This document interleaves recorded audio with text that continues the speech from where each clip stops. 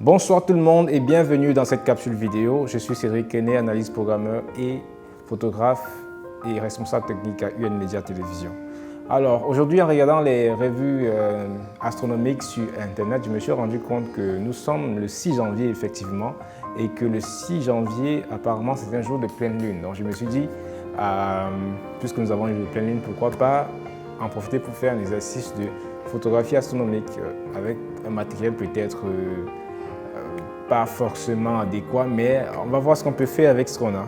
Et donc pour l'exercice, j'ai un Canon 5D Mark III avec, qui est un full frame d'ailleurs, avec un objectif 70 à 300 mm Canon et un trépied, parce que oui, il faut faire la photographie astronomique. Le plus difficile même, c'est la stabilisation de l'image. La plupart du temps, c'est une photographie à longue exposition. Il faut que l'appareil soit le plus stable possible. Donc on va s'amuser ensemble à filmer la Lune.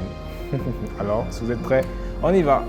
Et donc voilà, j'ai un 70 à 300 mm monté sur un Canon 5D avec notre moniteur pour avoir un meilleur rendu de l'image, pour mieux ajuster la mise au point, parce que c'est ça le plus difficile aussi. Donc il y a deux choses, mise au point et stabilisation. Ok, comme vous pouvez le voir, là il faut que je centre au maximum ma cible dans le rectangle au centre de l'image. Maintenant, ce que je vais faire, c'est que je vais utiliser le zoom numérique pour avoir un rendu plus proche. Voilà. Une fois que j'ai le zoom numérique, je peux maintenant faire ma mise au point. Mais il faut être délicat parce que c'est très sensible. Là, on est à des proportions assez fines. Là, je suis passé à... J'ai mis une vitesse à 6 secondes. Vitesse d'obturation 6 secondes d'exposition.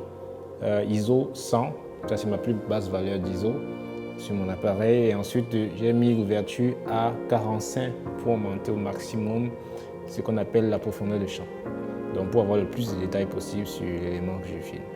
Là, vous allez remarquer qu'au niveau du mode de déclenchement, je suis passé en retardateur à 2 secondes pour avoir le temps d'appuyer et de lâcher l'appareil pour qu'il puisse maintenant déclencher seul et avoir un temps de pause de 6 secondes pour que la prise puisse bien prendre. Ok, donc je vais lancer.